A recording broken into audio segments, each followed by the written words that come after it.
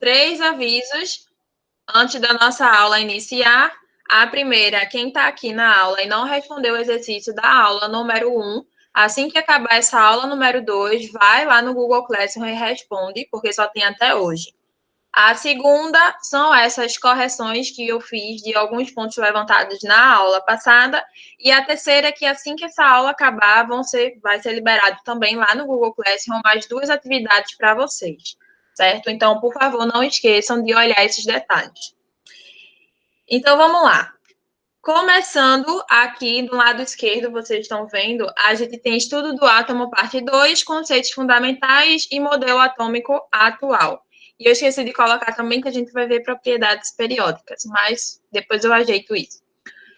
Na aula passada, a gente viu o estudo do átomo, parte 1, onde eu falei para vocês um pouco sobre como foi que surgiu a ideia de por que estudar o átomo, de por que estudar a matéria, e o modelo atômico de Dalton e o modelo atômico de Thomson, certo?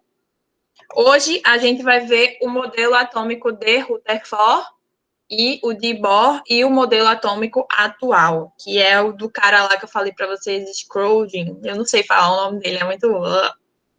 Então, vamos lá. Quem foi Rutherford? Rutherford, ele era físico e químico, era esse carinha aqui, lindão, charmoso, e ele era britânico. E aí, quando ele terminou os estudos dele, ele foi para o laboratório de Cavendish, sei lá como é que fala também. E aí ele começou a estudar sobre as emissões radioativas. E aí, estudando sobre toda essa parte da radioatividade do urânio, ele conseguiu fazer a distinção de 2 tipos de emissão, a alfa e a beta. Então, ele aproveitou esse estudo que ele já estava fazendo com relação às emissões radioativas e aplicou no estudo do átomo. Porque, como eu falei para vocês, essa galera que foi estudando, que foi aprimorando as ideias dos outros, eles vão vendo, tipo, onde é que tem falha? Vamos tentar consertar? Com a tecnologia de hoje, será que a gente consegue explicar o que foi que esse rapaz falou há um tempo atrás? Alguma coisa assim. Então, vamos lá tentar fazer alguma coisa nova. E aí foi o que ele fez, estudando emissão radioativa do urânio. E aí, como vocês podem ver, embaixo da imagem dele tem a foto do experimento dele, certo? Essa caixinha daqui, vamos lá para a canetinha. Essa caixinha daqui era onde ele guardava o material radioativo, certo? E esse material radioativo, que era o urânio, emitia essas emissões alfa. Tem aqui embaixo, ó. Eita. Alfa. Eu não tenho coordenação, certo? E aí, o que foi que ele fez? Como a gente viu, a ideia de que se precisava estudar e explicar o porquê o átomo era desse jeito, o que é o átomo, por que as substâncias se formam através do átomo. Então, ele decidiu fazer esse experimento. Essa placa daqui ao redor, que vocês estão vendo, meio azulada, é uma placa que ela não deixa as emissões radioativas passarem, porque essa imagem daqui dá a ideia de que isso daqui é um raio laser, mas não é, tá? Emissões radioativas, elas não são vistas a olho nu, então ele precisava colocar essa placa aqui ao redor para poder não deixar essa placa passar. Então, essa placa ela era fluorescente e ela também era coberta com sulfeto de zinco. Por que fluorescente? Porque quando a gente tem um material radioativo e ele se choca com alguma coisa fluorescente, ele vai conseguir observar depois aonde foi que as partículas bateram ou tocaram. Essa plaquinha daqui do meio é uma plaquinha de ouro, certo? É uma plaquinha de ouro. E aí, o que foi que ele fez? Ele pegou esse material radioativo, colocou a plaquinha de ouro no meio desse material para controlar a radioatividade, para inibir a radioatividade, e lançou e deixou o urânio lançar as suas emissões alfa. E aí ele observou alguns pontos que está aqui na descrição para vocês. O primeiro delas, a maior parte das partículas alfa atravessaram a lâmina de ouro sem sofrer desvio da trajetória, que são justamente essas daqui, ó, que vocês estão vendo, que tá tipo meio reta, sabe? A maior parte das emissões radioativas, passou direto pela placa de ouro. O segundo ponto que ele observou foi que poucas partículas alfa foram refletidas ao colidirem com essa lâmina de ouro. Ou seja, elas voltaram no sentido contrário após serem rebatidas. Pouquíssimas delas aconteceu isso. Daqui a pouco eu vou explicar porque foi que isso aconteceu. E o terceiro ponto é que outra parte dessas partículas sofreu um grande desvio da sua trajetória ao atravessar a lâmina de ouro, que é justamente essas daqui, ó, que estão, tipo, bem distantes das outras, foram bem desviadas. E aí ele ficou encafifado com isso, encafufado, não sei como é que fala, e queria explicar isso. E aí ele começou a estudar e chegou nesse ponto daqui. Através dessa observação, ele trouxe algumas propostas para explicar. A primeira dela é que, no átomo, há grandes espaços vazios, justificando justamente o fato dessas grande parte das partículas terem atravessados. Porque a gente viu no modelo atômico de Dalton que o átomo ele era maciço e Thomson, a maior parte da sua massa ficava concentrada no núcleo com carga positiva e os elétrons ficavam incrustados ao redor, certo? A gente viu isso em Dalton e Thomson. Mas aí, sabendo disso, de cargas positivas e negativas, através desse experimento, ele chegou nessa conclusão de que no átomo tem grandes espaços vazios. Porque se a emissão alfa ela passou direto, é porque não tinha nada ali, certo? Então, tinha espaço vazio. Outro ponto, que no átomo existe uma região central muito pequena, onde se encontra toda a sua massa, justificando o fato de que algumas partículas alfa terem refletido ao se colidir na placa de ouro, certo? Ou seja, essas que voltaram literalmente na direção contrária, porque ele observou umas que passou direto, outras que voltou na direção contrária e outras que sofreram desvios grandes. Então, por que será que umas passaram e outras voltaram no mesmo sentido? Por que que isso aconteceu? Então, ele chegou a essa conclusão, de que no núcleo do átomo existia, na realidade, essa região central, que mais para frente a gente vai dar o nome dela de núcleo, era muito pequena porque pouquíssimas partículas voltaram no sentido contrário e lá se encontrava massa, porque as emissões alfa, elas são positivas. E como a gente viu lá no modelo atômico de Thomson, ele diz que o átomo ele era constituído por prótons, por cargas positivas. Então, positivo com positivo se repelem, certo? Então, o positivo, quando se encontrou com outro positivo no núcleo do átomo, voltou imediatamente, ok? E o outro é, no núcleo do átomo existem partículas com cargas positivas que repeliram a partícula alfa quando esta passava próxima delas, justificando aquelas que foram desviadas. Ou seja, essas que foram desviadas, elas não chegaram aí diretamente ao encontro do núcleo do átomo, a carga positiva, o próton. Ela chegou próximo dela. E ao chegar próximo dela, como eu falei para vocês, positivo com positivos se repele, ela desviou a trajetória, certo? Então, o modelo atômico de Rutherford, ele tem essa característica daqui, ó, dessa imagem daqui que eu coloquei para vocês, e os vestibulares identificam o modelo de Rutherford como modelo planetário, o modelo de sistema solar, porque, né, já foi visto que o sistema solar, alguns planetas, eles têm essa trajetória elíptica, e aí o modelo atômico ele é comparado ao sistema solar, certo? Então, se você se deparar com alguma questão falando sobre o modelo atômico que é parecido com o sistema solar, o modelo atômico planetário é o modelo atômico de Rutherford, ok? Só uma observação é que nessa parte daqui, quando ele fala que no átomo há espaços vazios, observem que justamente aqui, tudo ao redor do núcleo, o núcleo é essa parte pretinha, essa parte vermelhinha são os elétrons e essas partes azulzinhas são os orbitais, ou seja, o lugar onde os elétrons vão se movimentando. Então, percebe que aqui tem espaço vazio, aqui tem espaço vazio, aqui é cheio de espaço vazio.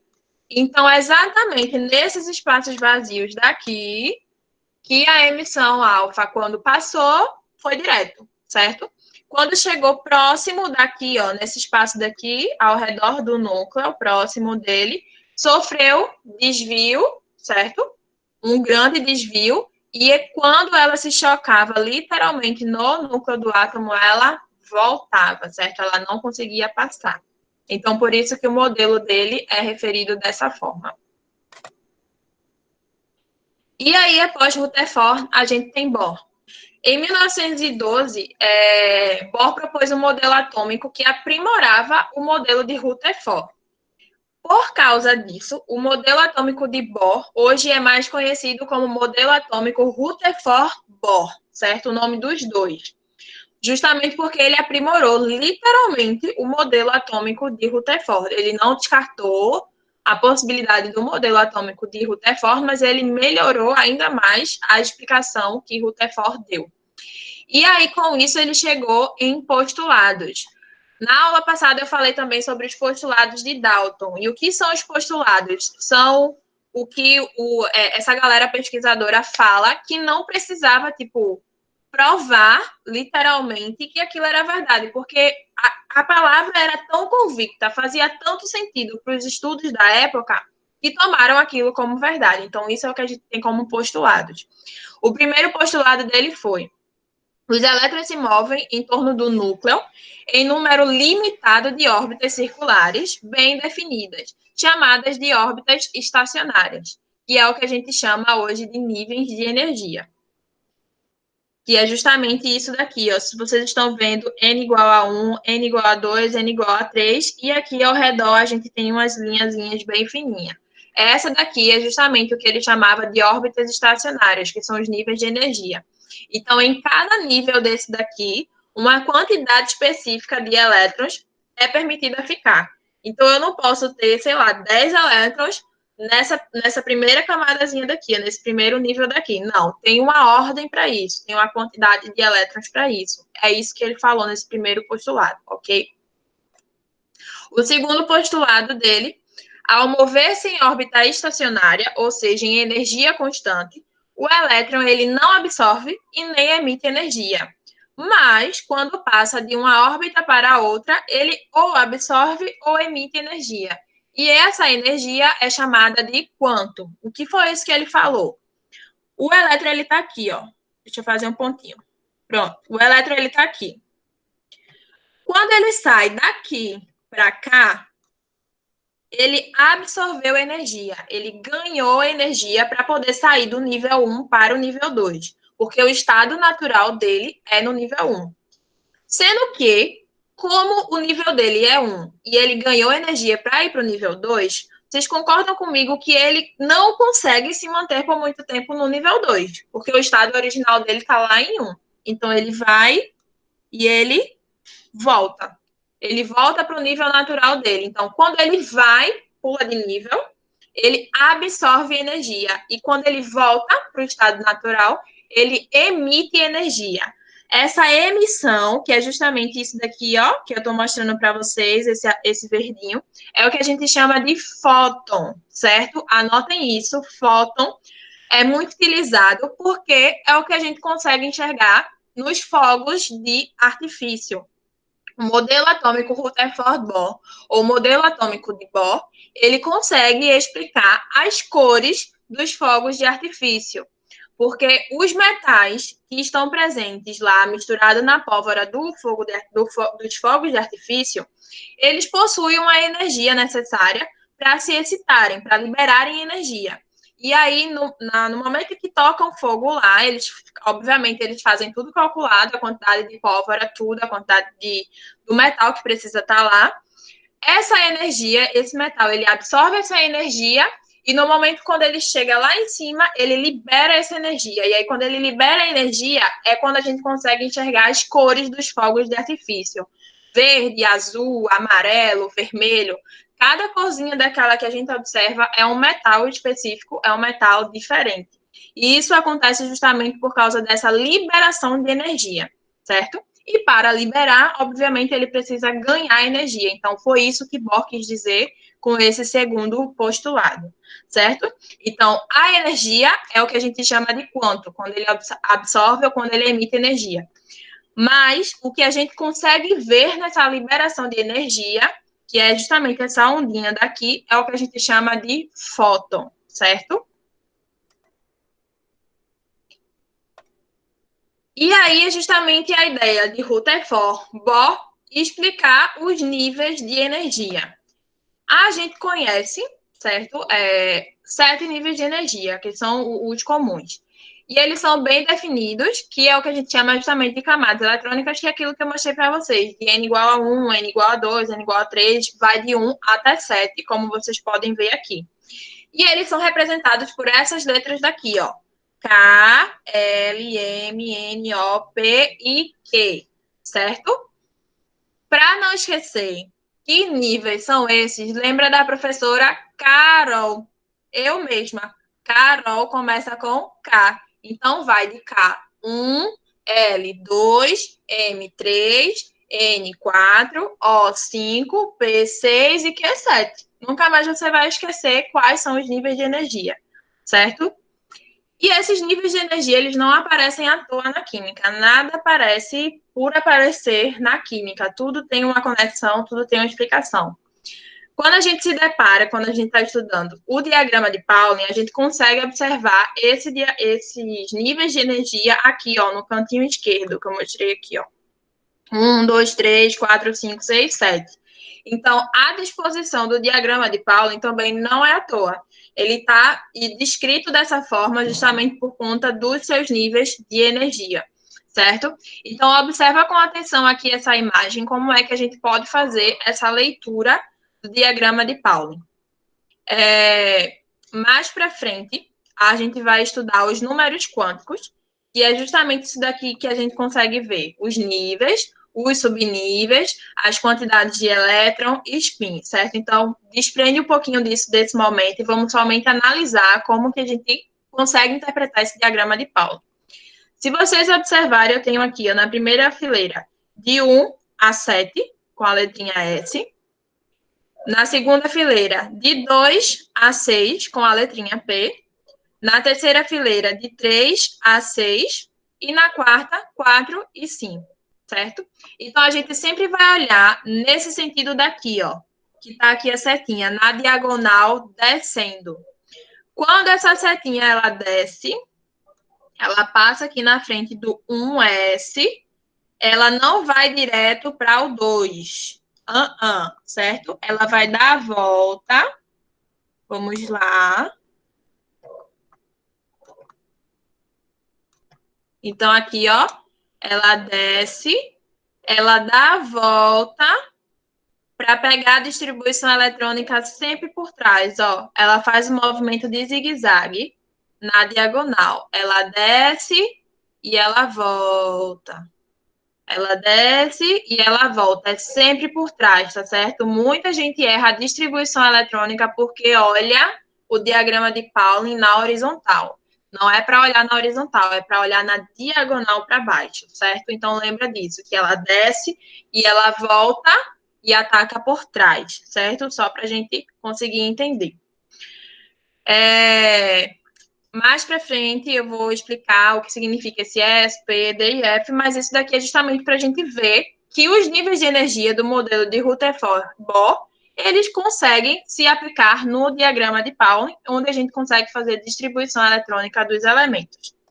E como eu falei para vocês sobre os átomos, sobre os fogos de artifício relacionados às cores, a gente também tem o teste de chamas, certo? Quando a gente coloca alguns metais específicos, alguns sais desses metais específicos em chama, certo? A gente consegue observar a cor deles, que é justamente essas que vocês estão vendo.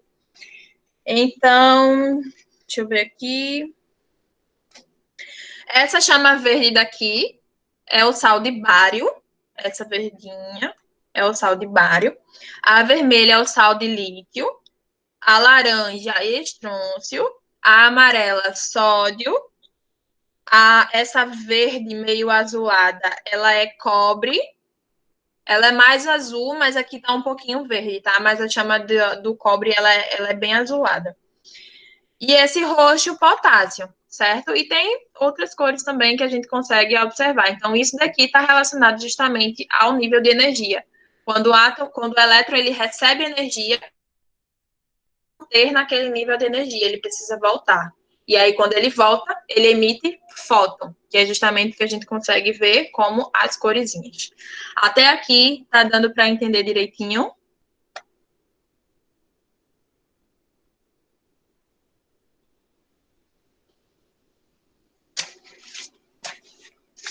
Certo.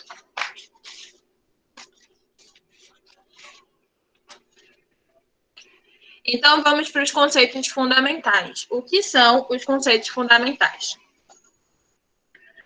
Cada átomo constitui-se de uma parte central, núcleo, no qual se concentra praticamente toda a sua massa, rodeada por uma nuvem de partículas leves chamadas elétrons, certo? Então, no núcleo do átomo, ele é constituído por prótons e lá está concentrada quase toda a sua massa, certo? E ela é rodeada por uma nuvem de partículas, que é o que a gente chama de eletrosfera, que a gente acabou de ver tanto no modelo de Rutherford como também no modelo de Bohr. O núcleo de um átomo típico consiste de partículas pesadas e unidas por forças atrativas que coletivamente são chamadas de núcleons, certo? Os núcleos também estão dentro do núcleo do átomo, certo? Então, dentro do núcleo do átomo, a gente tem os prótons e mais para frente a gente vai ver também que esses núcleos é o que a gente chama de nêutrons, tá certo? E aí existem dois tipos, acabei de falar deles, ó, dos nêutrons, dois tipos de núcleos. Os prótons, que são os que possuem a carga positiva, e os nêutrons, que é nula. Nêutron já está falando, nêutron, não é nem positivo nem negativo, ele está ali no intermediário, certo? É justamente a ideia para equilibrar. Então, eles têm a carga elétrica nula, e na eletrosfera, que a gente acabou de ver, que é a nuvem de partículas, encontram-se os elétrons, por isso que se chama eletrosfera. E lá, os elétrons, eles são as partículas de carga negativa. Então, com isso, a gente consegue definir no elemento da tabela periódica o número atômico. O que é o número atômico? Ele é representado pela letra Z, não esqueçam disso, certo? E é a identidade do átomo, ou seja, não existem átomos iguais com números atômicos diferentes. Eu falo diferentes. Assim como não existem átomos diferentes com números atômicos iguais, certo? É a ideia da digital, certo? Uma pessoa ele pode ter o mesmo nome que você, mas pegar a sua identidade e pegar dessa pessoa que tem o mesmo nome que você, a digital vai ser diferente. Então, o número atômico ele funciona como uma nossa digital. É a digital do átomo, é a digital do elemento químico.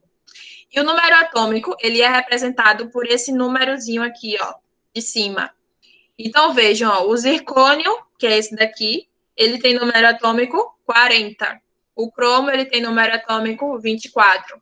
O Rutherford, número atômico 104, certo? E esses elementos, eles estão distribuídos na tabela periódica. E cada elemento tem o seu número atômico e ele não se repete, ok?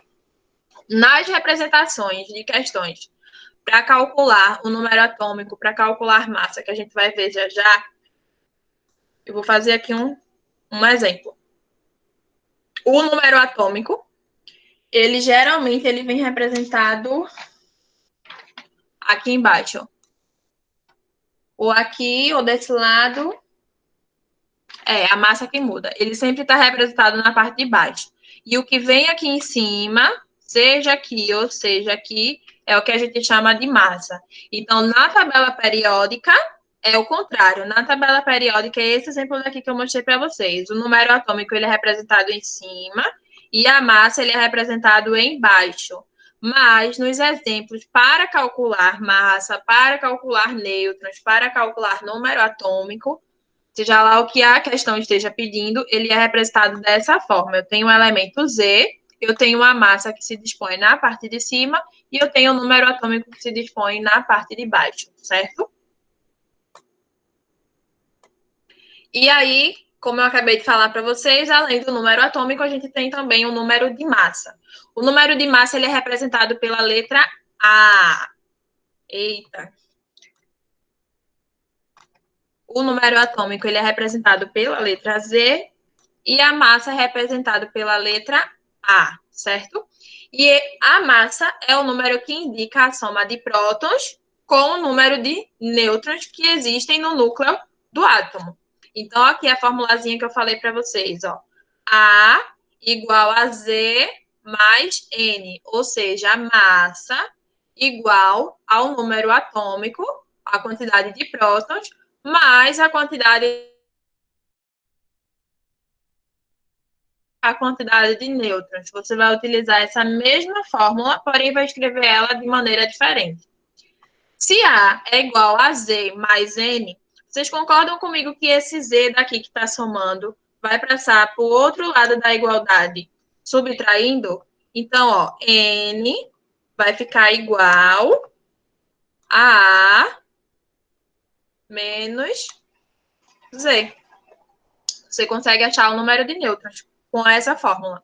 Professora, e se a questão estiver me pedindo para achar o número atômico do elemento? A mesma coisa. Você vai manter o Z e vai passar o N para o outro lado. Z é igual a A menos N. Então, uma fórmula, 3 cálculos. Cálculo de massa, cálculo de nêutron e cálculo de próton. Que é certo? Alguma dúvida aqui?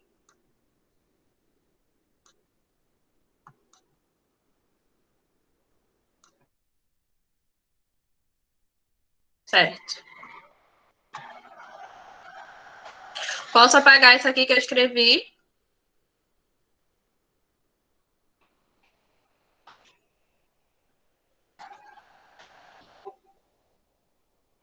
Tá, vou apagar, viu?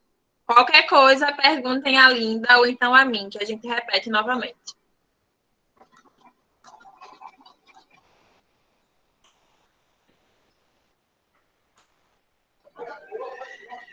Pronto, então vamos dar continuidade. Então, como eu falei para vocês, o número de massa é o número somado de prótons e o número somado de nêutrons, Z mais N. E como mais claro que água potável. E o número de massa na tabela atômica, ó, na tabela periódica, ele é representado aqui, ó, embaixo do elemento, certo? Uma observação. Quando você vai utilizar esses números de massa do elemento, embora na tabela periódica esteja dessa forma, 50,942, para facilitar os cálculos de vocês, vocês podem arredondar isso daqui. 50,9 é próximo de quem? 51. Então, considerem a massa do vanádio como 51. Para vocês servem, para a gente isso não serve, certo? E os elétrons? Os elétrons, a gente só consegue saber a quantidade deles através do número atômico. Mais para frente a gente vai ver que quando a gente faz a distribuição eletrônica, o último valorzinho que me dá nessa distribuição eletrônica é a quantidade de elétrons na camada de valência que a gente tem do elemento, certo? Mas para essa fórmula a gente só utiliza massa, prótons e nêutrons, certo? Então, como eu estava falando para vocês, esses numerozinhos daqui, ó, vocês podem arredondar, certo? Vocês podem chegar no valor próximo. Como eu acabei de falar para vocês, com relação aos elétrons, a gente tem aqui, ó, aqui de lado, é exatamente esses daqui que eu tô mostrando daqui, ó. E esses numerozinhos aqui de lado, o que é isso? É a distribuição eletrônica. Quando você tem a tabela periódica, não são todas que tem, mas a maioria tem a distribuição eletrônica do elemento específico. O que isso daqui quer dizer? Quer dizer que quando você faz. Mais para frente a gente vai fazer a distribuição e vocês vão entender do que eu estou falando, mas quando você faz a distribuição eletrônica, você tem primeiro nível, segundo nível, terceiro nível, quarto nível, certo? Você tem a disposição dos elétrons em cada nível do elemento. Aqui, novamente, ó, 2, 8, 18, 32, 12, 2, certo? Isso aqui de lado é a distribuição eletrônica. Mas não são todas as tabelas periódicas que vêm.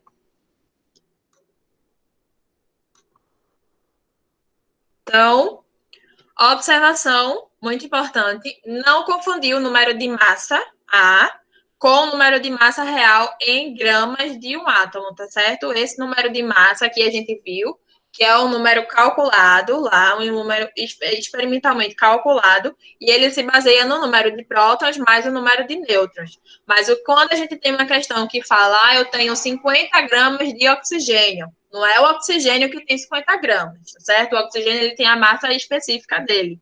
Mas, para aquela questão, para aquele exemplo, significa que eu tenho 50 gramas daquela molécula ou daquele átomo, certo? Então, são diferentes, são massas diferentes, certo? Então, se você ver lá na questão, tal elemento tem como número atômico X e como número de nêutrons tantos. Calcule a massa. Não é a massa em gramas que ele está pedindo, é essa massa daqui, ó. Porque ele deu para você o número atômico e ele deu para você o número de nêutrons, certo? E aí, como a gente está vendo essa ideia de número atômico, número de massa, a gente tem algumas especificações, que são os isótopos. Os isótopos são átomos que apresentam o mesmo número de prótons, mas diferem no número de massa. Como é que você vai lembrar disso? Já já vou dar a dica para vocês de quando lembrar. Porque vocês vão ver que não só tem os isótopos, tem os isóbaros e os isótonos. Então, o que são os isótopos? Ele falou aqui que eu tenho o mesmo elemento químico, que apresenta o mesmo número atômico, mas eles têm massa diferente. Então, ó, eu tenho aqui o elemento H, que é o elemento hidrogênio, que quando ele tem 1 de número atômico e 1 de massa, ele é chamado de próton, certo? Prótio, acho que é prótio o nome. Quando esse hidrogênio ele adquire massa 2, ele é chamado de deutério. E quando esse hidrogênio ele adquire massa 3, ele é chamado de trítio. O que é isso? Eu tenho o mesmo elemento, mas que se comportam de formas diferentes, porque obtiveram uma massa diferente, ok? E o que é essa massa? A massa ela é definida pelo número de prótons mais o número de nêutrons. Então, provavelmente, né, nessa situação, o que a gente tem é ganho aqui, ó, de nêutrons. Não sei se vocês estão vendo, mas tem um N bem pequenininho aqui no cantinho, certo? Então, quando eu tenho outro exemplo daqui, ó, carbono 12, carbono 13 e carbono 14. O que é isso, professora? É o mesmo elemento carbono, mas que se comporta na natureza de uma forma diferente. Eles são isótopos, porque eles possuem o mesmo número de prótons, o mesmo número atômico, mas eles se diferem na quantidade de nêutrons. E aqui, como a gente pode ver, justamente porque tem essa diferença de nêutrons, automaticamente a gente observa também uma diferença de. Não, peraí, 2, 4, 6, 2, 4. Não, não tem, não. É porque a quantidade de prótons é a quantidade de elétrons. Verdade, já vai eu confundir, certo? Então, o que muda realmente é a quantidade de nêutrons, certo? Então, os isótopos, para não confundir, são os elementos. Iso significa igual, e aqui, ó, isótopos, prótons, P, certo? Então, são os elementos que possuem quantidade de prótons iguais. E número de prótons é o número atômico, certo? Depois dos isótopos, a gente tem os isóbaros. Os isóbaros são os átomos que apresentam o mesmo número de massa, mas eles diferem no número atômico. Então, aqui, graças a Deus, esse exemplo já veio circulado, a gente tem, eu acho que esse aqui é o argônio e o cálcio. O número atômico deles é diferente, ó, o número atômico 18 e o número atômico do cálcio 20, mas o número de massa é o mesmo, 40, 40. Aqui, ó, carbono e nitrogênio. O carbono eu tenho o número atômico 6 e eu tenho o número atômico no nitrogênio 7. Mas nesse exemplo eu tenho o número de massa 14 e eu tenho o número de massa 14 também. Então, quando eu tenho iso, que eu já falei, iguais, e massa é representado pela letra A. Então, são os isóbaros. Iso iguais a massa, mesmo número de massa. Voltando aqui, os isótopos, P, prótons, iso iguais. mesmo número de prótons. E os isóbaros, mesmo número de massa. E a gente tem também os isótonos. Os isótonos são os que possuem o mesmo número de nêutrons, mas eles diferem no número de prótons e diferem no número de massa. Como a gente pode observar aqui, ó. Aqui eu tenho como número de massa 11 e aqui eu tenho o número de massa 10. Aqui eu tenho o número atômico 5 e eu tenho o número atômico 4. Mas quando eu aplico aquela formulazinha para achar o número de nêutrons, certo? Então percebam que a ordem aqui está diferente da fórmula original, justamente que eu falei que vocês conseguem fazer isso. Quando a gente faz esse cálculozinho de nêutrons, a gente consegue ver que ambos têm o mesmo número de nêutrons. Então, se tem o mesmo número de nêutrons, ó o N aqui, iso igual. Então, eles são os isótonos, certo? Então, recapitulando, isótopos, P, próton, mesmo número de prótons. Isóbaros, A, mesmo número de massa. Isótonos, N, mesmo número de nêutrons. Ok?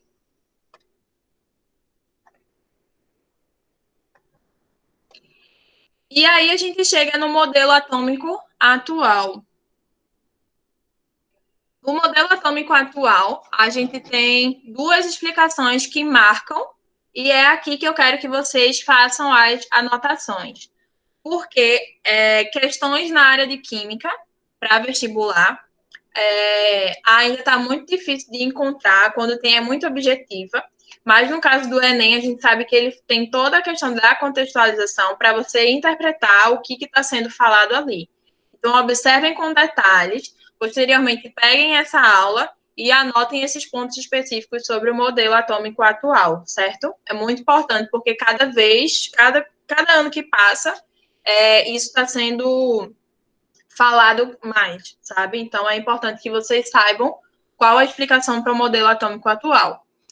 Então, a primeira delas, a mais conhecida, é o princípio da dualidade. O que é isso?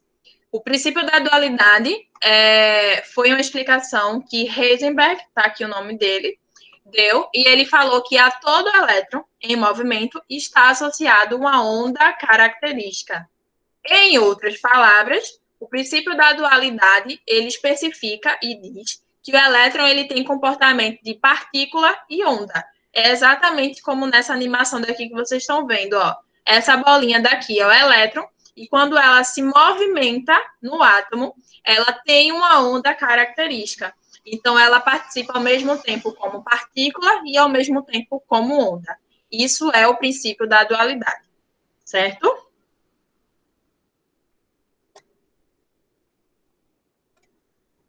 O outro princípio é o princípio da incerteza, que é justamente daquele cara que eu não consigo falar o nome dele, aqui o sobrenome dele, que é o que a gente conhece. E o princípio da incerteza, ele diz assim: não é possível calcular a posição e a velocidade de um elétron no mesmo instante. Por que ele precisou especificar isso? Porque se a gente olha as explicações dos modelos atômicos para trás, dá a entender de que o elétron ele fica se movimentando sempre naquela mesma órbita, ou então ele fica parado. Se a gente olha a imagem por si só, a gente tem essa impressão. Mas, na realidade, o elétron está em constante movimento. Ele absorve e ele libera energia o tempo todo, certo? Que é o que eu acabei de explicar para vocês, que é o que a gente enxerga como fóton ou energia, que é o quanto. Então, o princípio da incerteza, ele diz assim, ó, o elétron, ele tem um negócio que ele não consegue ficar quieto no lugar, ele está em constante movimento. Então, quando você para analisar o elétron, que você pensa que ele está no lugar, quando você vê, ele já está em outro. Ele não fica parado, ele está em constante movimento.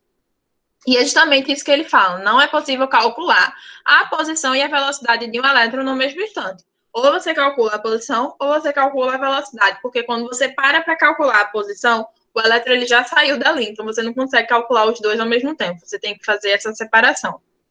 E aí, ele desenvolveu uma equação de ondas para permitir e conseguir determinar essa probabilidade. Veja, é uma probabilidade, certo? É um cálculo que se faz de que provavelmente ali se encontra o elétron, não quer dizer que ele está lá. E aí, num determinado espaço ao redor do núcleo, e esse espaço é o que a gente chama de orbital, que mais para frente a gente vai ver essas características dos orbitais. Mas só para vocês entenderem um pouquinho, isso aqui que eu estou fazendo para vocês não é um laço, não é uma hélice, é um desenho mais ou menos de um orbital. Essa bolinha daqui do meio é o núcleo do átomo, e essa projeção aqui que eu tentei fazer é o orbital. O que é isso? Significa que, quando a gente olha a imagem de um orbital, a gente vê que essa região daqui, ela está um pouco mais escura e depois ela vai clareando. Então, tipo, essa disposição dos orbitais é a probabilidade de se encontrar o elétron naquele lugar. Imagina, acho que todo mundo já fez, quando você pega uma bexiga de festa, a bola enche e amarra uma na outra. Duas bolinhas, amarra uma na outra. Para fazer laço, você precisa de dois pares. Então, um parzinho só. Aquele encontro dali da bexiga é justamente aonde você tem o núcleo do átomo e aonde provavelmente você vai encontrar mais facilmente o elétron por ali. Mas ele também pode estar naquele resto da bexiga distante um pouco do núcleo do átomo. Então, é uma probabilidade, certo? Não temos 100% de certeza de que vai se encontrar o elétron ali, certo? Então, foi isso que ele fez nessa equação de ondas. E é exatamente essa ideia daqui, dessa movimentaçãozinha, desse gifzinho que eu coloquei aqui para vocês. E aí, um experimento ou uma coisa que se fala muito, tanto em física como em química, é justamente o gato de Schrödinger, que é tipo, eu não sei falar se o nome dele é assim, a gente releva, tá? Ele tem esse experimentozinho, obviamente não se sabe se ele realmente tinha um gato ou não tinha, mas ele deu essa explicação. Eu tenho um gato, eu coloco um gato dentro de uma caixa com a substância radioativa. A probabilidade de encontrar aquele gato vivo ou morto é 50% para ambas as chances, porque você não sabe se o gato ele vai estar parado lá sem mexer no negócio, ou se ele vai mexer na substância radioativa e vai morrer. Então, o tempo de espera, que se eu não me engano era de 1 hora, ao abrir a caixa, você ia se deparar ou com o gato morto ou com o gato. Então, fala, linda, o nome dele, que eu não sei falar o nome dele. Schrödinger. Schrödinger. Olha para isso. Schrödinger. Pronto, gente. Então, Schrödinger, não sei nem se eu estou falando certo. Ele explicou justamente ele deu esse exemplo justamente do gato, que ao abrir essa caixinha, você tem 50% de chance de encontrar o gato morto ou encontrar ele vivo. Você só sabe se você abrir a caixa, mas é uma probabilidade, certo? Então, é exatamente com esse experimentozinho que ele conseguiu, tipo, mostrar e explicar a movimentação do elétron, que você não tem 100% de certeza de chance de saber onde é que o elétron está. Então, há alguns pontos importantes sobre o modelo atômico atual. Primeiro, o átomo ele é formado de partículas neutras, positivas e negativas, e elas são chamadas, respectivamente, de nêutrons, prótons e elétrons. Não esqueçam disso. Os prótons e os nêutrons, eles estão localizados no núcleo do átomo, que é pequeno, mas concentra a maior parte de sua massa. E os elétrons, eles estão localizados fora do núcleo, numa região que a gente chama de eletrosfera ou coroa. E essa eletrosfera, ela é responsável por quase todo o volume do átomo, ok? E aí vem os números quânticos. Os números quânticos, depois eu vou soltar um videozinho para vocês, que eu já tenho gravado faz um tempo, lá no Google Classroom para vocês assistirem. Mas, em resumo, eu vou fazer um breve resumo, mas nesse videozinho é literalmente uma aula sobre números quânticos, certo? Eu lá consigo explicar bem direitinho e dou exemplo para vocês entenderem o que são os números quânticos. O número quântico principal, que ele é representado por essa letrinha Nzinha daqui, é o que a gente chama de níveis. É aquele que a gente viu lá no modelo de Bohr, de K, L, M, N, O, P e Q, certo? O número quântico principal, ele é o número de níveis. O número quântico secundário, ou azimutal, eles podem vir com qualquer um desses nomes. Ele tem essa letrinha L aqui bem bonitinha, e ele representa os subníveis, que é justamente o que a gente viu lá no diagrama de Pauling, o S, P, D e F. Deixa eu voltar aqui para vocês. Aqui, ó. Aqui, ó. K, L, M, N, O, P e Q, de 1 a 7, é o que a gente chama de níveis. E os níveis é o que a gente chama de número quântico principal. S, P, D e F, que essas letrinhas menorzinhas aqui em cima, é o que a gente chama de subníveis, que é justamente onde a gente consegue enxergar no diagrama de Pauling. A gente está vendo aqui, ó, e quando a gente vai analisar o diagrama de Pauling, fazer uma distribuição eletrônica, que eu vou mostrar já já para vocês, a gente tem um S, 2S, 2P, 3D, 4F, certo? Essas letrinhas pequenininhas é o que a gente conhece como subníveis. E esses subníveis, eles são caracterizados pelo nome de número quântico secundário, ou azimutal, certo? Então, vamos lá.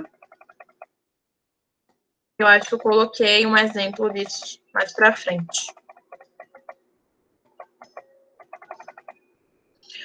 O número quântico magnético é tipo a posição onde o spin ele vai estar. Então, quando a gente faz a distribuição eletrônica, a gente se depara com umas caixazinhas, uns quadradozinhos, e esses quadradozinhos eles variam de número negativo para positivo. Então, vamos supor que eu tenho 3 quadradinhos. Nesses 3 quadradinhos, como ele vai de negativo para positivo, eu vou ter 0 no meio, o 0 sempre vai estar no meio. E aí vai estar menos 1 para um lado e mais 1 para o outro. E o que esse número quântico magnético, que é justamente esse quadradozinho com esse número, ele vai me dar o lugar aonde o spin, que é esse daqui, vai estar. O número quântico spin é uma setinha que ela é representada. Não sei se vocês vão conseguir ver, mas eu vou tentar. Não sei se vocês estão vendo aqui, ó. Linda, me fala aí se dá para ver uma setinha. Uma setinha para cima. Peraí, que tá pequenininho para mim.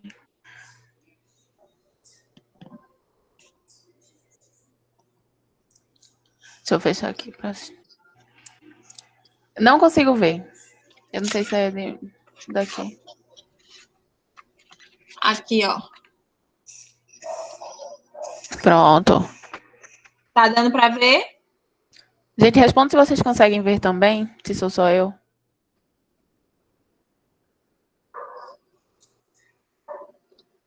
Ah, eles conseguem ver também, Carol. Pronto. Essa setinha daqui é o que a gente chama de número quântico spin, é o spin. Então, quando a setinha está para cima, ela obtém o valor de menos meio. Quando a setinha está para baixo, ela obtém o valor de mais meio, certo? Geralmente os livros didáticos eles trazem dessa forma. E esse spin, ele está diretamente ligado a esse número quântico magnético, que são essas caixazinhas que eu falei para vocês, que é isso aqui, ó. Não sei se vocês estão vendo uma tabelinha que tem os valores que vão de positivo, de negativo para positivo. Me mostrem aí no chat se vocês estão vendo esses valores. Aproxima mais um pouquinho. Certo. Ai, tá bem grandão agora. Pronto. Esses números que vão de negativo a positivo é o que a gente chama de número quântico magnético. Então, o spin, que é aquela setinha que eu mostrei para vocês, eles vão estar dentro desses quadrozinhos, certo? E aonde o último spin estiver, vai ser justamente o número quântico magnético específico para aquela distribuição eletrônica. Vocês vão assistir o vídeo, vocês vão entender do que eu estou falando, certo? Justamente porque, como o tempo daqui é um pouco curto e eu não quero alongar igual a aula passada, eu optei por colocar esse vídeo específico de números quânticos para vocês lá.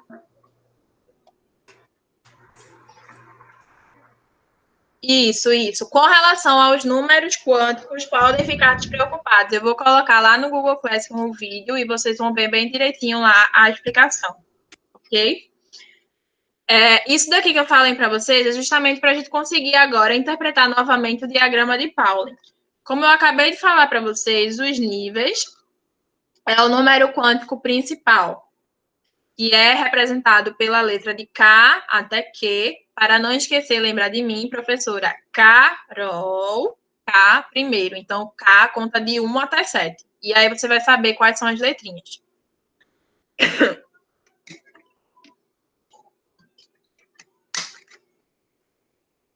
Os subníveis, que é o número quântico secundário ou azimutal, é representado pela letra S, P, D e F. E cada subnível desse suporta uma quantidade de elétrons, que é justamente esse aqui, ó. No subnível S, suporta até 2 elétrons. No subnível P, suporta até 6 elétrons. No subnível D, 10 elétrons. E no subnível F, 14 elétrons. O que é isso? Quando a gente vai fazer a distribuição eletrônica, a gente se depara com esses numerozinhos aqui em cima, ó. Então, toda vez que eu fizer a distribuição eletrônica e eu for colocar o S, significa que esse S ele pode ter até 2 elétrons. Quando eu falo que ele pode ter até 2 elétrons, não é que ele vai ter sempre 2 elétrons, ele vai até, certo? Então, ele pode ter 1, que é justamente o caso do hidrogênio, 1s1. O que é isso daqui? Esse número daqui da frente é justamente o nível onde ele está, aqui, ó, nível 1. O S, o subnível, ele está aqui. E esse 1 aqui em cima é a quantidade de elétrons, certo? Significa que na última camada, que é o que a gente chama de... Como é? A camada de valência, a gente tem um elétron girando ao redor do núcleo do átomo, certo? Então, aqui, ó, se eu fizesse a distribuição eletrônica, primeiro do hidrogênio, 1s1, porque quando eu vou olhar o diagrama de Pauling, que eu já falei para vocês que a gente olha aqui na diagonal, ele passa por 1s. E como S ele vai até 2, mas o número atômico do hidrogênio é 1, então eu só consigo fazer a distribuição de 1 elétron. Então, a distribuição eletrônica do hidrogênio fica como 1s1. O hélio, ele fica como 1s2, porque o número atômico dele é 2, e eu consigo fazer essa distribuição dos 2 elétrons. Então, ele passa novamente aqui, ó, 1s2, preencheu, acabou-se. O lítio, 3. Então, ó, 1s2, falta 1, né? Porque o número atômico dele é 3. Então, eu volto, dou a volta e venho para o próximo da lista, que é 2s2.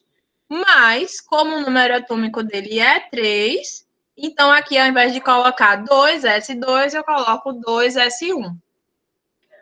Aqui, eu acho que esse é o berílio, 4. Vai no mesmo esquema. 1s1, 2s2, porque 2 com 2, 4, certo?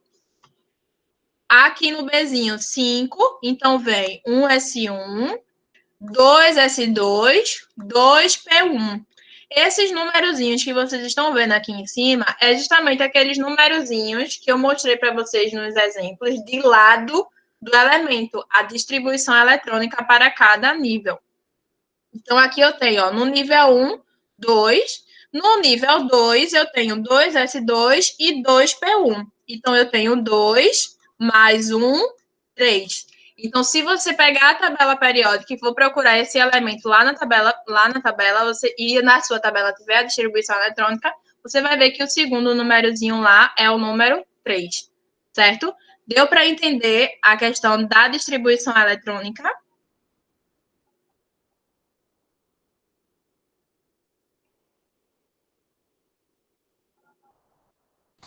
Professora, Oi? as questões, elas disponibilizam esse diagrama para a pessoa fazer? Esse diagrama nem sempre.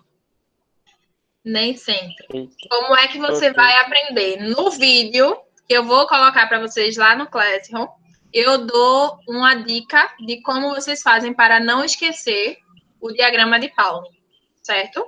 É uma frasezinha e você nunca mais vai esquecer. Ó, deixa eu falar uma coisa, Carol. Quando Oi. vocês forem estudar distribuição eletrônica e ficarem exercitando isso, acaba que vocês acabam decorando, sabe? Isso. De tanto vocês fazerem uma distribuição eletrônica, vocês decoram. Tanto o nível quanto o subnível. Então, se exercitar, vocês vão tirar de letra. Exatamente. E outra coisa também, como a gente pode ver aqui nesse exemplo, a gente tem um exemplo que tem uma distribuição pequena e a gente tem um exemplo de uma distribuição grande. Então, à medida que a gente vai fazendo essa distribuição daqui, quando a gente chega, por exemplo, vamos supor que na questão tinha todos esses elementos daqui e vocês fizeram a distribuição até o sódio. Quando vocês olham para esse elemento aqui, potássio, e o elemento ferro, vocês não precisam voltar para o diagrama de Pauling e olhar novamente a distribuição. Vocês vão pegar esse daqui e vão recopiar aqui embaixo, só organizando novamente. Se, por exemplo, aqui é 3S1, obviamente, se esse daqui tem um número atômico maior, esse S não vai ficar como 1, ele vai ficar como o estado original dele, que é 2. E assim vocês vão recopiando, entendeu? Mas é exatamente como Linda falou, à medida que você vai fazendo a distribuição, esses numerozinhos vão ficando na sua cabeça. Um S1, um S2, 2S2, 2P6, 3S2, 3, e assim vai. Vocês vão decorar isso rapidinho. Mas no vídeo também tem uma frasezinha que eu quero fazer suspense. Lá no vídeo vocês vão encontrar uma frasezinha que vocês vão conseguir desenhar esse diagrama de Pauling de boa, certo? Para início, vocês precisam saber quantos níveis a gente tem, que é justamente 7, e quais são os subníveis, S, P, D e F, e quanto cada um precisa suportar. Então, sempre que você escrever S, 2. Sempre que você escrever P, 6. Escreveu D, 10 e F, 14. A partir disso daqui, e com a frasezinha que eu vou dar para vocês lá no vídeo, vocês vão conseguir sempre escrever esse diagrama de Pauling, certo? Então, como eu falei no início da aula, a gente vai disponibilizar 2 exercícios. Tem muita distribuição eletrônica. A Linda arrasou e colocou bem muita questão lá de distribuição eletrônica, justamente para vocês exercitarem. Então, à medida que vocês forem fazendo, vocês vão tirando as dúvidas de vocês, ok? Posso passar para o próximo?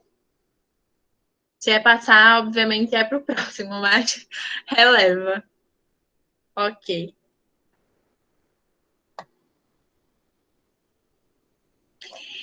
E aí vem justamente o que eu estava falando para vocês da tabela periódica. Se vocês perceberem, essa tabela periódica aqui no cantinho, ó, ela não dá a distribuição eletrônica. E essa tabela periódica é muito parecida com o que o Enem disponibiliza para vocês. Ela não dá a distribuição eletrônica, você vai precisar fazer. E como é que você vai saber fazer? Olhando isso aqui, ó, o número atômico. Através do número atômico, aqui 2, a gente tem o hélio aqui do lado, ó. Através desse número atômico, você consegue fazer qualquer distribuição eletrônica, certo? Com relação à tabela periódica...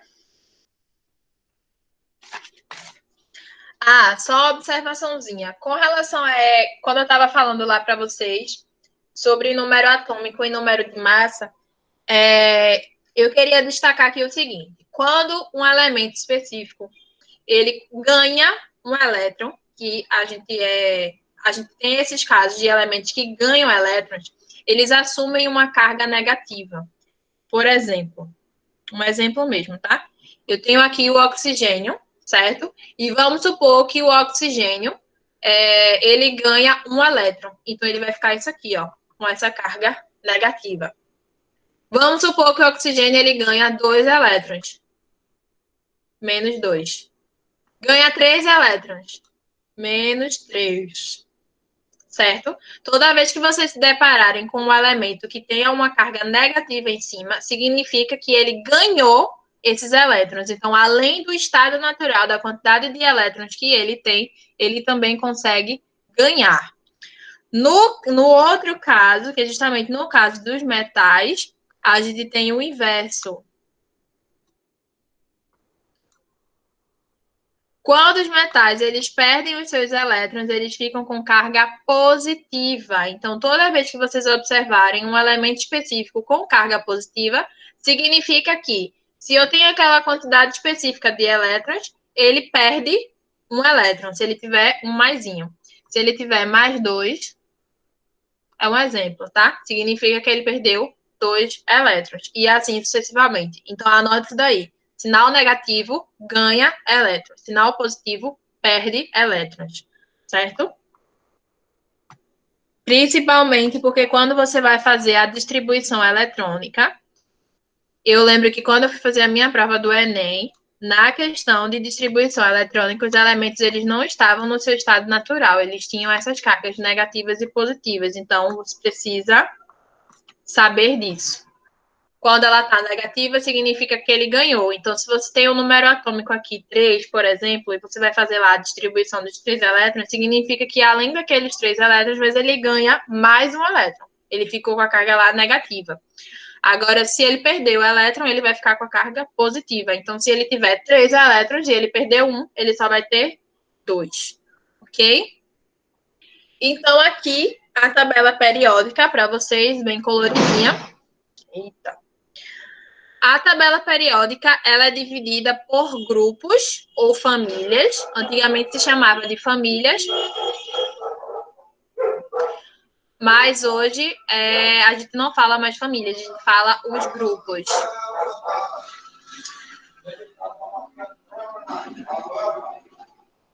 É a participação especial da vizinhança, né? O pessoal aqui é fogo. Então, vamos lá. Voltando para a tabela periódica, ela é separada por grupos, e esses grupos, eles são representados na forma vertical. Então, tudo que vocês olham aqui, ó, de cima para baixo, são os grupos. Isso aqui, grupos.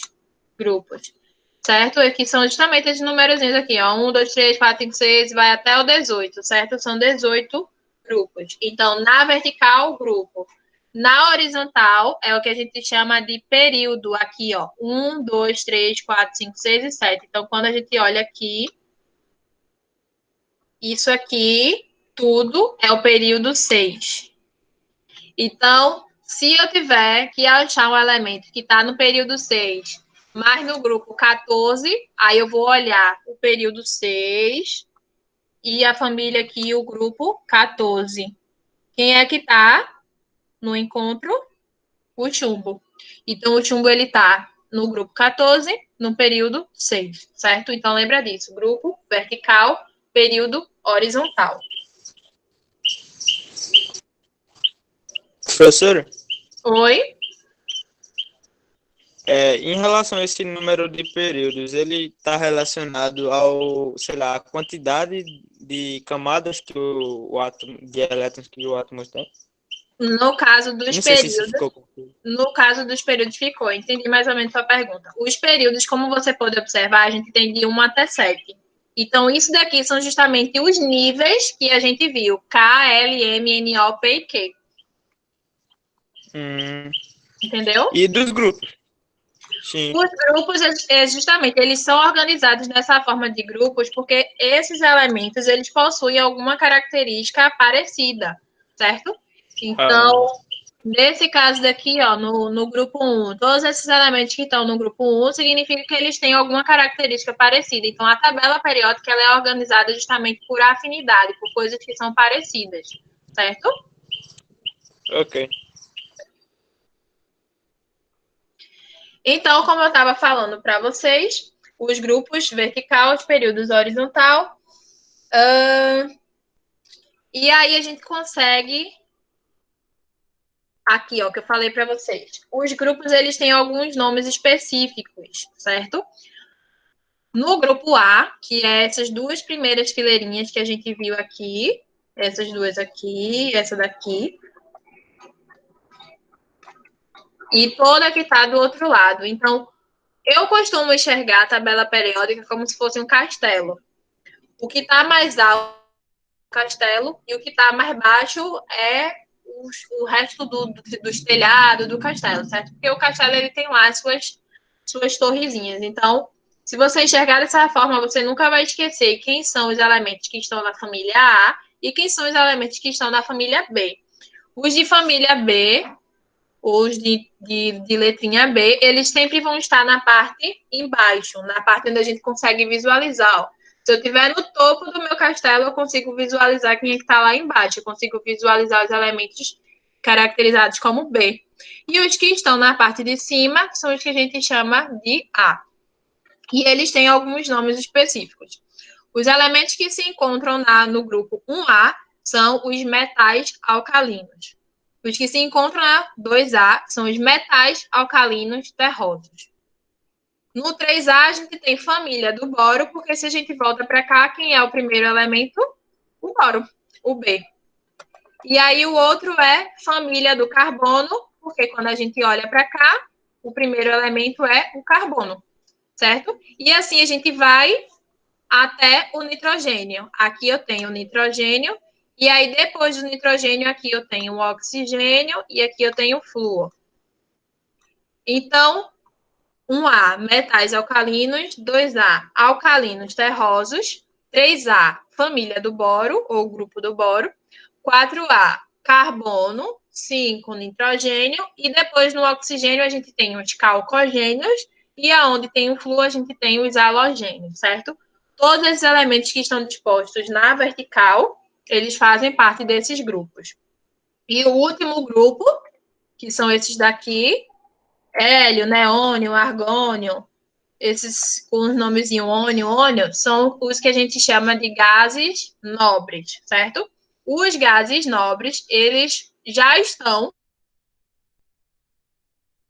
os seus 8 elétrons bem direitinho, mas isso a gente vai ver nas próximas aulas, essa questão da regra do octeto.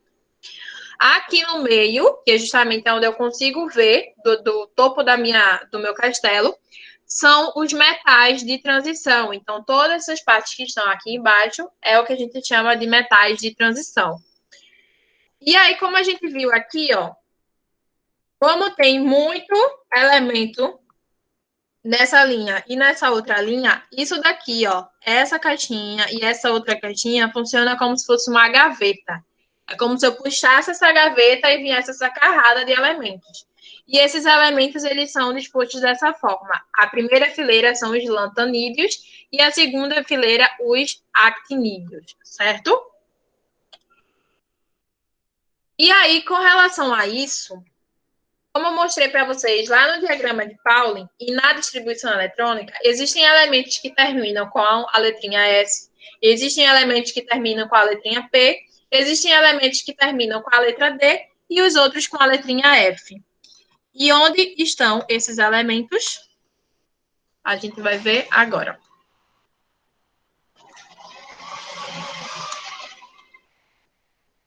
Esses dois daqui, a minha torre do lado esquerdo, na tabela periódica, são os elementos que terminam com a letra S, certo? Então, quando eu faço a distribuição eletrônica lá desses elementos que estão dispostos no grupo 1 e no grupo 2, eles terminam na sua distribuição com a letrinha S, com o subnível S. Daqui para cá, são os que estão no subnível P, certo? Então, do lado esquerdo, S, do lado direito, P. Então, todos esses elementos que estão aqui, eles terminam na sua distribuição eletrônica com o subnível P. O subnível P, tá falei certo. Esse daqui são os subnível D. No meio, a gente tem o D, e esses dois que estão fora da tabela periódica são os subnível F. Então, faz esse desenhozinho aí no bloquinho, no caderno de vocês, para vocês não esquecerem onde é que estão essa disposição. Isso é muito importante, porque quando a gente faz a distribuição eletrônica, se você consegue visualizar isso quando você dá de cara com a tabela periódica, você não vai errar quando você fizer a distribuição.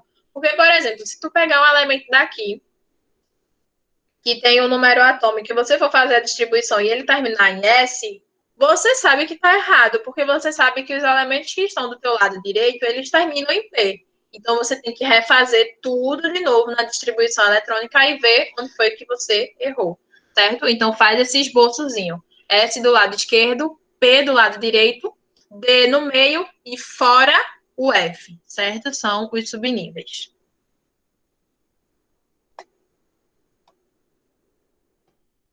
E esses daqui são as representações dos estados dos nossos elementos. Como vocês observaram lá, o grupo 1A e o grupo 2A tem nome de metais alcalinos e metais alcalinos terrosos, e eles não têm esses nomes à toa. E esse daqui do meio se chamam metais de transição. Então, todos esses que estão nessa disposição daqui rosa, todos esses elementos, eles são considerados metais, certo? Inclusive os das fileirinhas de fora da tabela. Esse daqui da escadinha, tabela, certo? Mas só para a gente visualizar, são os que a gente chama de semimetais. Os que estão à frente deles são os ametais, e esses azulzinhos daqui são os gases nobres. Então, voltando aqui para a tabela periódica, ó, daqui, isso aqui tudinho, ó, onde eu vou riscar, ó, aqui a escadinha, ó. Sempre vai ter essa representação aqui, ó. Essa escadinha, da escadinha para cá, metal, exceto o hidrogênio, tá? Ele é exceção, embora ele esteja na família.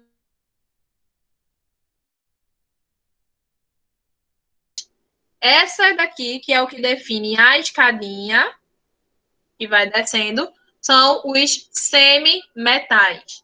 O que estão à frente dele são os ametais e a última fileirinha são os gases nobres, certo? Por que eu estou falando isso? Porque muitas vezes eles perguntam, tipo, essas características. Ah, os metais de transição, os metais alcalinos terrosos. Quando você fala metais de transição, você sabe que ele está falando de algum desses daqui, ó. De algum desses que estão aqui no meio. Quando ele fala os metais alcalinos, você sabe que estão nessa fileira daqui. Alcalinos terrosos, nessa segunda. Os semimetais, você vai lá na tabela periódica e vai procurar a escadinha, que são os semimetais. Os ametais, que são os que estão depois da escadinha. E os gases nobres, que são os últimos da tabela periódica. Ok? Todo mundo entendeu esse meu rabisco?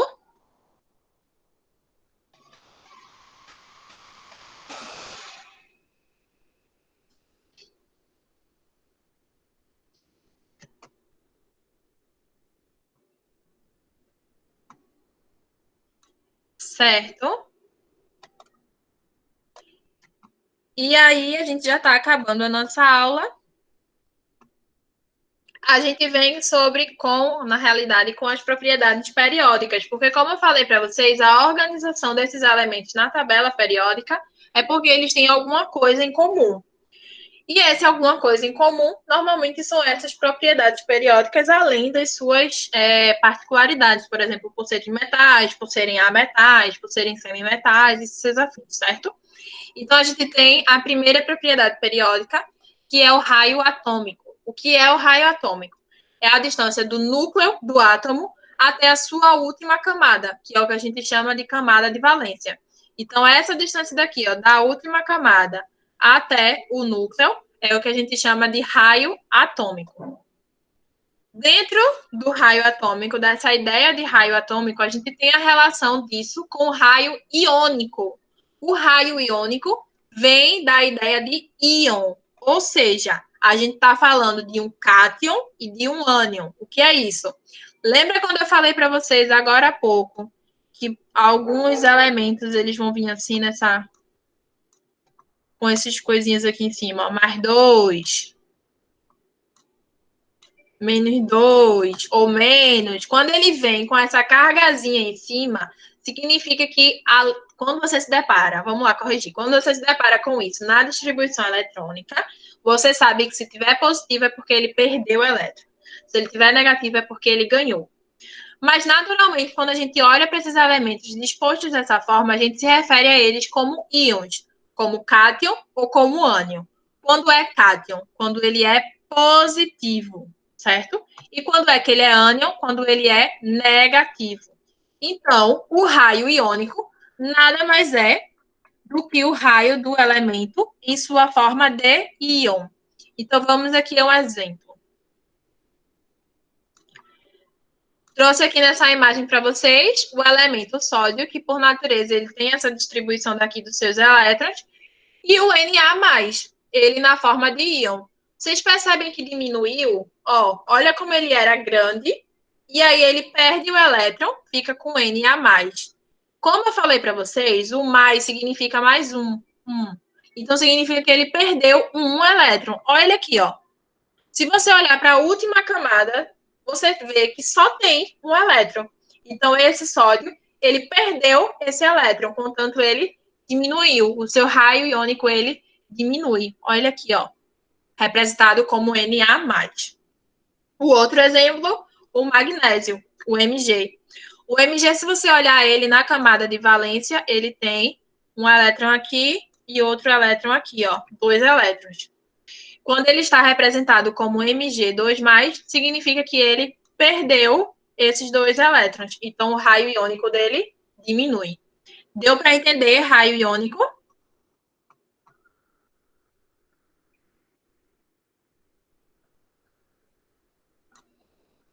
Certo.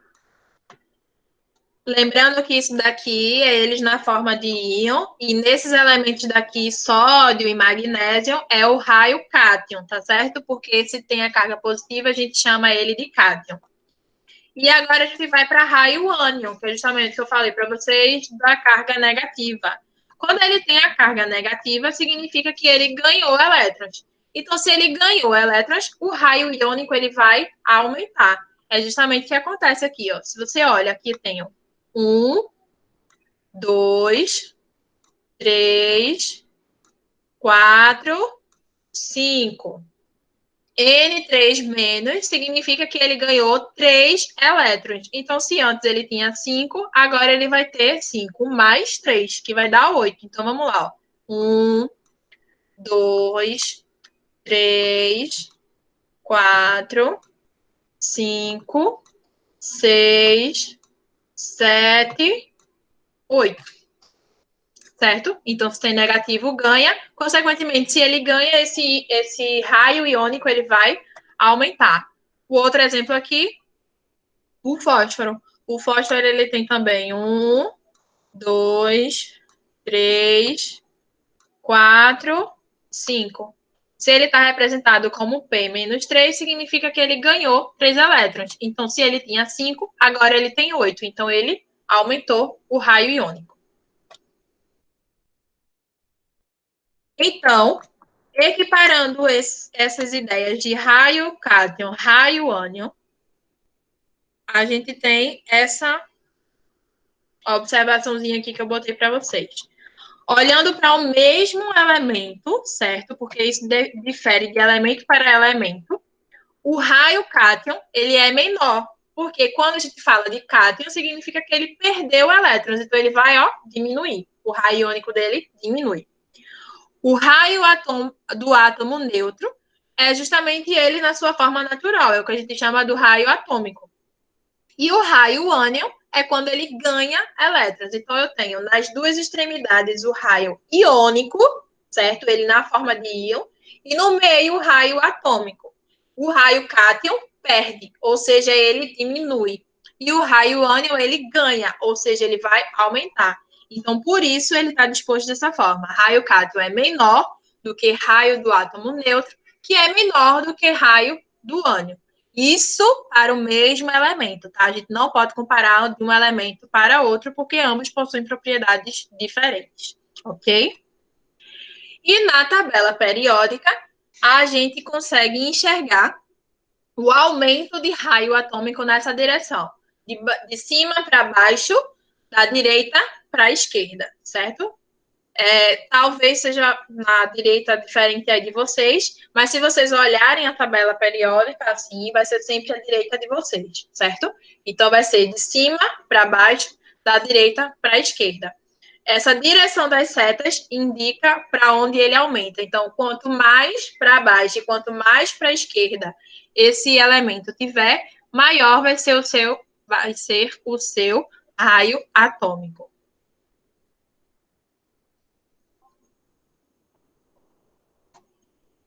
Energia de ionização. Energia de ionização ou potencial de ionização é a energia necessária para retirar o elétron de um átomo ou ele no estado de íon gasoso, convertendo aquele elemento em um íon. Como assim? Essa energia de ionização é... Deixa eu ver, aqui tem. É literalmente o valor de energia. Deixa eu pegar aqui.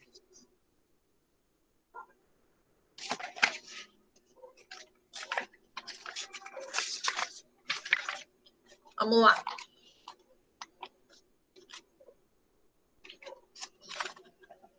Me digam aí no chat se vocês estão vendo essa reaçãozinha aqui.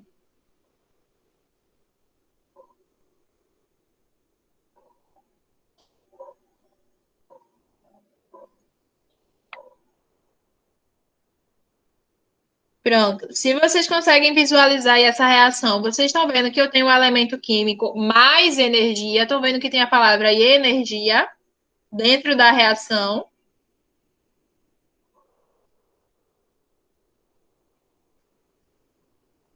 Essa energia específica dentro da reação é justamente a energia de ionização. O que é isso? É um valor específico para esse. Não está vendo? Olha aqui, ó, na disposição dos meus dedos. Vê se consegue ver agora.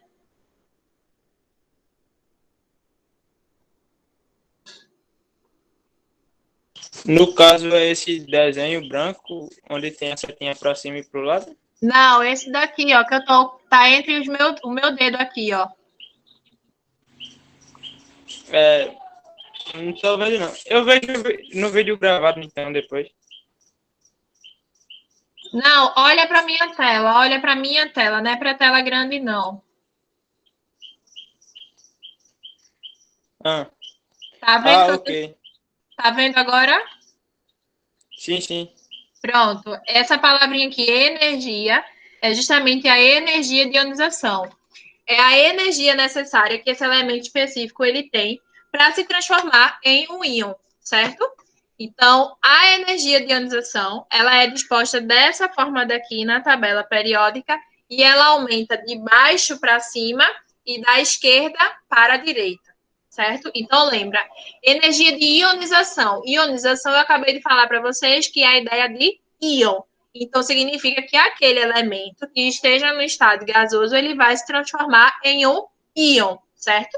E para se transformar em um íon, ele precisa de uma energia. E que energia é essa? Energia de ionização. Beleza?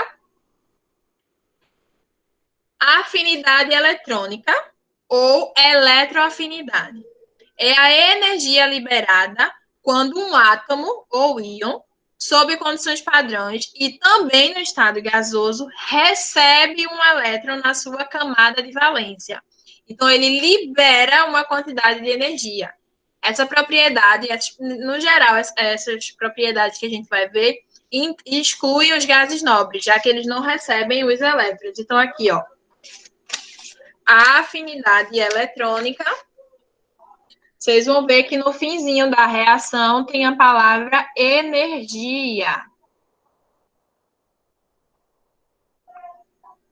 Então, quando esse átomo ou esse íon, ele libera, essa liberação de energia é o que a gente chama de afinidade eletrônica. Tá dando para vocês verem aí?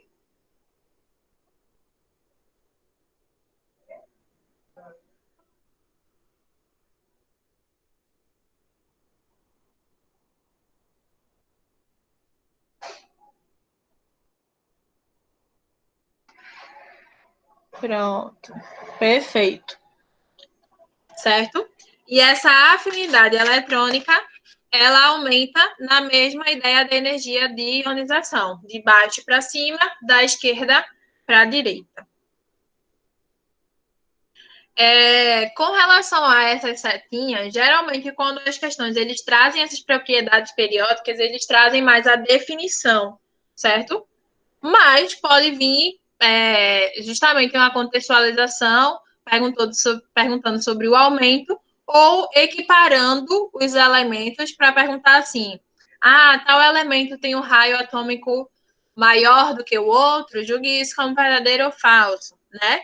Ou então tem vários elementos lá, coloque em ordem crescente ou decrescente de raio atômico, de raio iônico, de afinidade. Então, você vai ter que olhar, você faz esses exercícios com o auxílio de uma tabela periódica. Não é à toa que o Enem ele disponibiliza a tabela periódica. A tabela periódica ela não é para decorar, certo? Eu sei que existem várias dicas para decorar a tabela periódica, mas tabela não se decora, a tabela se usa para consulta, certo? Então não precisam se desesperar para saber quais são os elementos da tabela periódica. Não, você vai lá na tabela e olha, você só precisa entender realmente os conceitos. Então, a próxima propriedade periódica é a eletronegatividade, que também é chamada de caráter não metálico. Ela tem essa característica justamente porque, se você observar, de baixo para cima, da esquerda para a direita, significa que os elementos que estão do meu lado direito são os elementos que têm uma maior eletronegatividade. E os elementos que estão dispostos do meu lado direito, grande parte, ou alguma parte, são os ametais, certo? Por isso que ele também é chamado dessa forma de caráter não metálico. E o que é a eletronegatividade? A eletronegatividade é a capacidade que um átomo tem de atrair o elétron de outro átomo para si, certo? Então, se eu tiver o sódio, o elemento sódio, Na, e o elemento flúor, F. O sódio é um metal e o F é um ametal. O sódio, ele está aqui na tabela e o flúor, ele está aqui. Então, o flúor, ele tem maior eletronegatividade. O que isso significa? Que o flúor vai pegar esse elétron do sódio para ele. Isso é eletronegatividade, certo? A eletropositividade é justamente o contrário. Por isso que ele tem esse nome também de caráter metálico. É a capacidade que um átomo tem de perder elétrons. E ela vai aumentar de baixo para cima o oposto da eletronegatividade. E da direita para a esquerda. Então, dando o mesmo exemplo aqui que eu dei para vocês, do Na e do flúor, significa que esse Na vai perder o seu elétron para o flúor.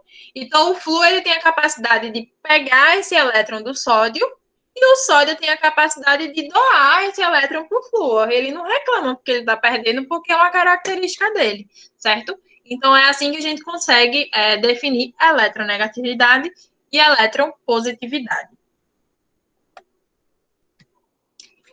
Acabou a aula. E agora? Vocês estão aqui, doutor Drauzio e Valéria, ficaram na dúvida? Me falem aí o que acharam da aula, se eu falei rápido, se ficou alguma coisa, se vocês têm alguma dúvida. Quero saber de vocês.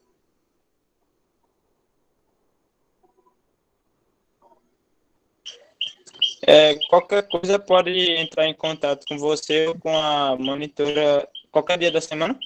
Qualquer dia de semana, estamos disponíveis, estamos aí para isso. Pode falar até quando ela acabar. Pode falar até quando ela acabar.